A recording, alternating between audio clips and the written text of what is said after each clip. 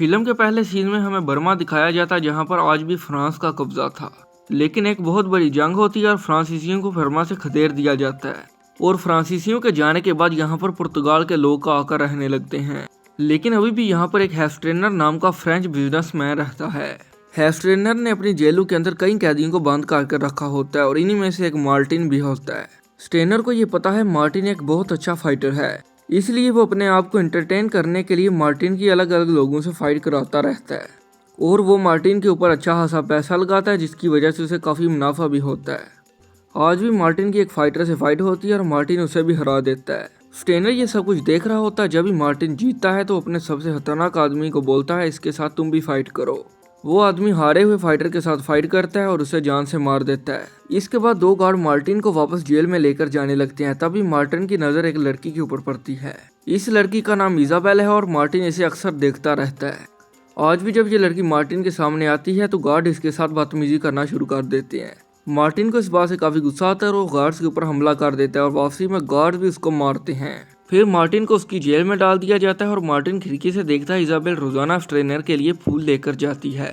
लेकिन स्टेनर रोजाना उसके फूल फेंक देता है, जैसे उसे इजाबेल के साथ कोई लगाव ही नहीं। इजाबेल जब मार्टिन के पास जाती है, मार्टिन उसे पूछता है तुम रोजाना फूल क्यों लेकर स्टेनर के पास जाती हो। लेकिन इजाबेल बोलती है अगर तुम चाहो तो मैं तुम्हारे लिए भी रोजाना फूल लाया करूंगी। लेकिन मार्टिन बोलता है मुझे तुम्हारे फूल नहीं चाहिए, यहाँ से चली जाओ। फिर सीन शिफ्ट होता है स्टेनर के ऑफिस में और उसे पता चलता है उससे कोई मिलने के लिए आया है। स्टेनर से मिलने एक हैरिसन नाम का आदमी आया है। वो बोलता है मैं मार्टिन को ढूंढ रहा हूँ और मुझे पता लगा है कि मार्टिन को तुमने अपनी जेल में रखा है। तुम उसको मेरे हवाले कर दो क्योंकि इंग्लैंड में उसके खिलाफ बहुत सारे केसेस हैं। लेकिन स्टेनर मार्टिन को किसी भी सूरत में इसके हवाले नहीं था करना चाहता, क्योंकि स्टेनर को मार्टिन से काफी ज्यादा फायदा हो रहा था। स्टेनर हैरिसन से बोलता है यहाँ पर कोई मार्टिन नहीं, तुम यहाँ से चले जाओ। कुछ दिन के बाद मार्टिन को हथकड़ी लगाकर स्टेनर के ऑफिस में लाया जाता है। वो स्टेनर अपने तीनों खतरनाक आदमियों से मार्टिन को मिलवाता है। वो स्टेनर मार्टिन को बोलता है तुम कुछ ही दिनों के बाद यहाँ से छूट जाओगे और जिस तरह से ये तीनों मेरे लिए काम करते हैं तुम भी मेरे लिए काम करना शुरू कर दो। लेकिन मार्टिन इसकी ऑफर को ठुकरा देता है और यहाँ से चला जाता है। तभी हम देखते हैं मार्टिन को कुछ दिनों के बाद जेल से रिहा कर दिया जाता है और मार्टिन यहाँ पर इजाबेल के अलावा किसी को भी नहीं था जानता, इसलिए वो इजाबेल के सौतेले बाप के रेस्टोरेंट में चला जाता है। इजाबेल के सौतेले बाप का नाम वैलेंटाइन है और मार्टिन वैलेंटाइन से पूछता है इजाबेल रोजाना स्टेनर के लिए फूल क्यों लेकर जाती है। वैलेंटाइन मार्टिन को बताता है इजाबेल स्टेनर की बेटी है। तभी हमें पता चलता है इजाबेल की माँ स्टेनर की बीवी थी, लेकिन स्टेनर ने उसे छोड़ दिया क्योंकि स्टेनर को लगा वो एक धोखेबाज है। लेकिन इजाबेल रोजाना स्टेनर को फूल देने जाती है क्योंकि उसे पता है उसका असल बाप स्टेनर ही है। और फिर वैलेंटाइन मार्टिन को बोलता है ये मेरा बार है, तुम यहाँ पर काम भी कर सकते हो और यहाँ पर रह भी सकते हो। मार्टिन के पास इसके अलावा और कोई चारा नहीं था, इसलिए वो इस बात को मान जाता है।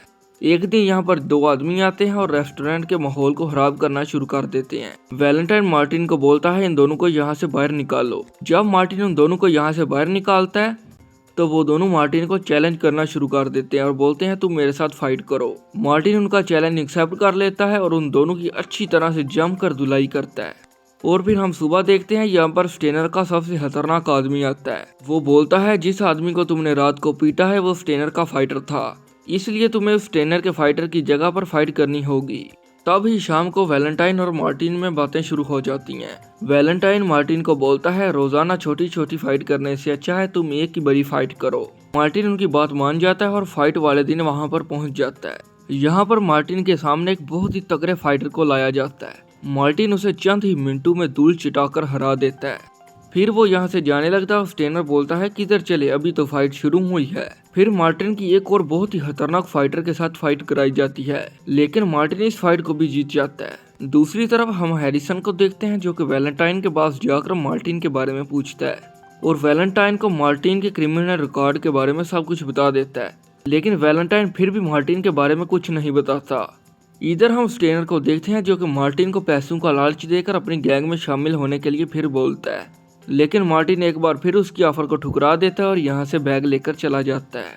अगले दिन स्टेनर अपने ऑफिस में बैठा काम कर रहा था और हमें पता चलता है स्टेनर को भी पता है कि इजाबेल उसकी बेटी है, लेकिन वो ये बात किसी को भी बताना नहीं चाहता। स्टेनर ये सारी बातें एक लेटर में लिखता है और अपनी शादी वाली तस्वीर के पीछे लगाकर उसे छुपा देता है। दूसरी तरफ हम मार्टिन और वैलेंटाइन को आपस में बातें करते हुए देखते हैं।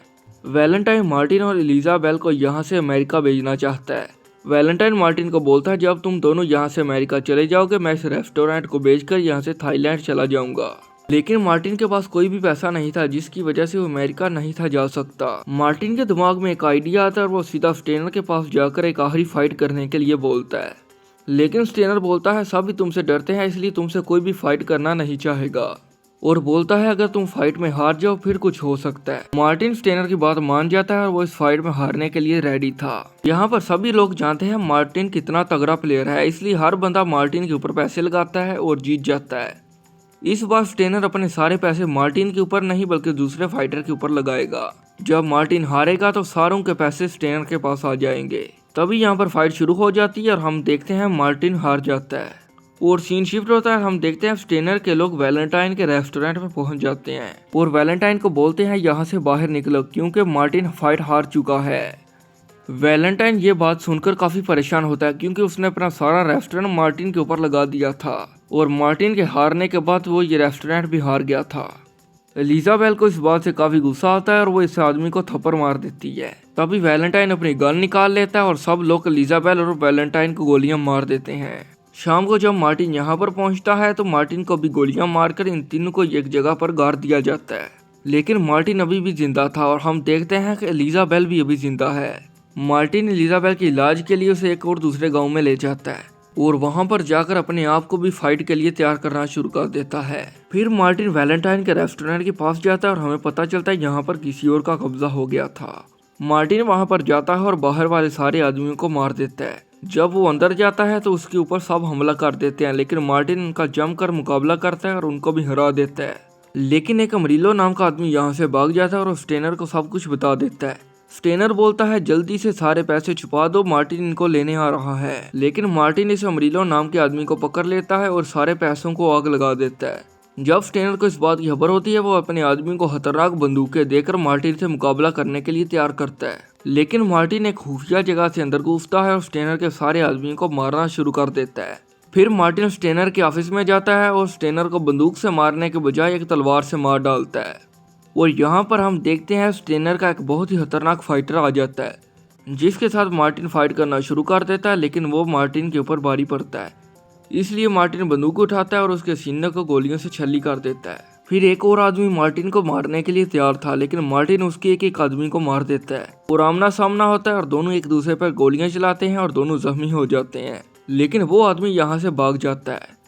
मार्टिन उसकी तलाश करना शुरू कर देता है और एक जगह वो मार्टिन को मिल ही जाता है। फिर दोनों में अच्छी खासी फाइट होती है। मार्टिन उसके पेट में छुरा घुसाकर उसे भी मार डालता है और फिर हम देखते हैं कि मार्टिन के पास हैरिसन आ जाता है और मार्टिन को अपने साथ इंग्लैंड चलने के लिए बोलता है। मार्टिन बोलता है इंग्लैंड तो मैं नहीं जाऊंगा, अगर कोई और बात है तो मुझे बताओ। दोस्तों ये थी आज की मूवी। अगर आपको वीडियो अच्छी लगी हो तो चैनल को सब्सक्राइब करें।